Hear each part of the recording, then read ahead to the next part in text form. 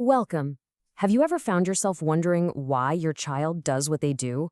Wishing you had a kind of instruction manual for their behavior? Well, in the next 5 minutes, that's exactly what we're going to build together. We're going to break down the science of behavior into simple, practical tools you can use, especially for helping children with autism right here in India. Let's get started. So let's start with a question. A baby doesn't need to be taught how to cry when it's hungry, right? It just knows. But that same child has to learn, word by word, how to ask for a biscuit. Why is that?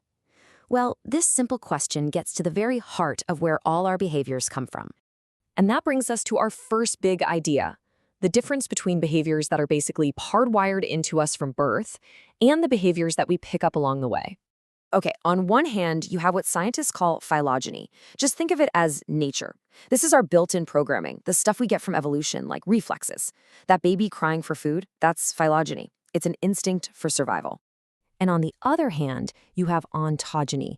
Think of this as nurture. This is everything we learn during our own lifetime. Speaking Tamil or Marathi, learning to share, knowing how to ask for that biscuit, that's all learned. And this is where it gets exciting, because this is where we can really make a difference. So, if so much of our behavior is learned, how does that learning actually happen? It turns out there are two main ways our brains get rewired. The first way is all about making connections.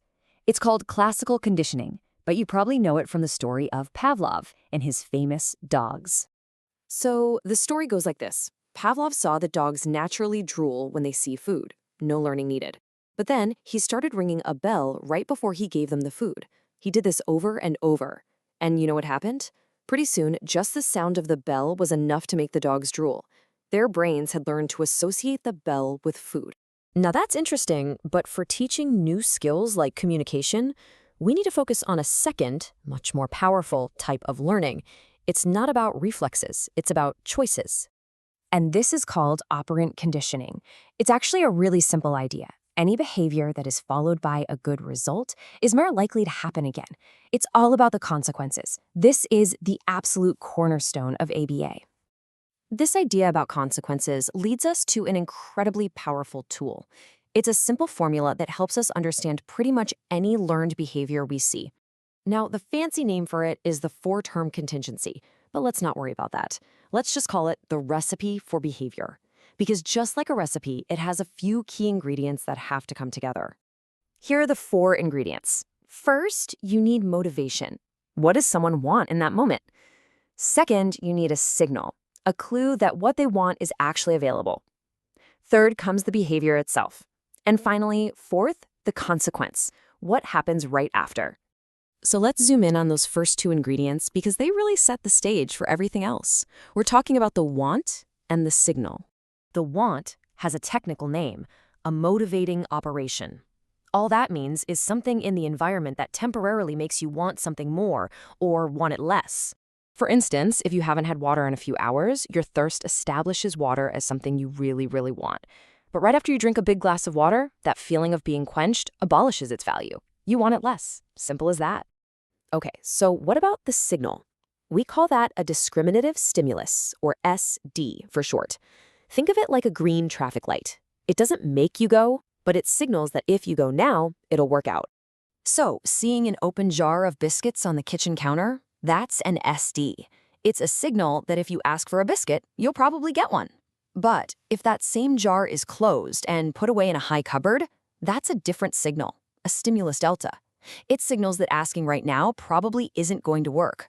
This is how kids learn when to try a behavior.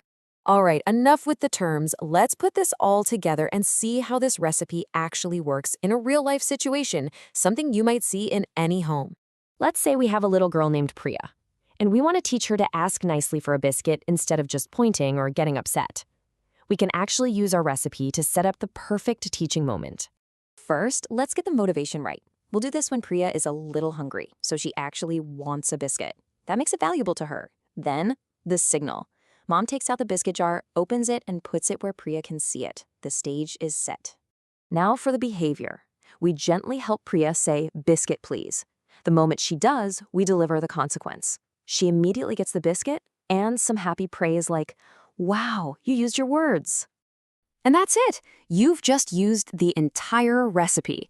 When you repeat this over time, Priya makes a powerful connection. When I'm hungry and the biscuits are out, saying biscuit please is a great way to get one. So what's the big idea here? It's that behavior isn't some random mystery. It follows a predictable pattern. It follows a recipe. And now you know what the ingredients are. And that is incredibly powerful because it means you can move from just reacting to behavior to proactively and lovingly teaching the skills your child needs to communicate, to connect, and to thrive.